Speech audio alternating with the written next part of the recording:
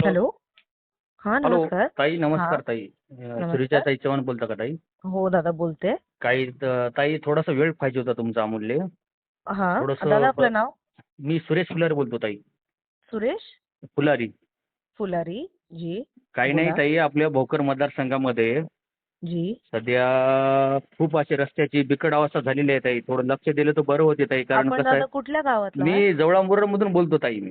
जवळ मुरारमधलं बोलतायत? हां बरं, ताई. कारण बरं. इकडे पांदण रस्ते पण नाहीत ताई. खूप वेळेस जी, पण हे जी. सांगून पण निवेदन देऊन पण काहीच हे झालं नाही ताई.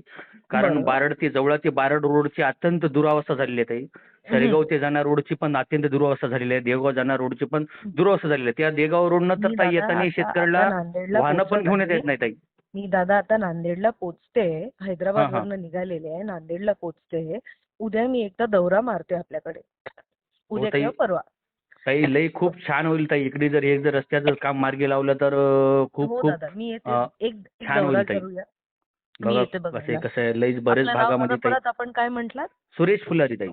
सुरेश फुलारी दादा. बरं हां. ठीक आहे. मी आपला नंबर पण सेव्ह हो, करा ताई नंबर शो. ना आपण? तुम्ही जातीने लक्ष देऊन सन्या हो. कामी मार्गी लावसाल.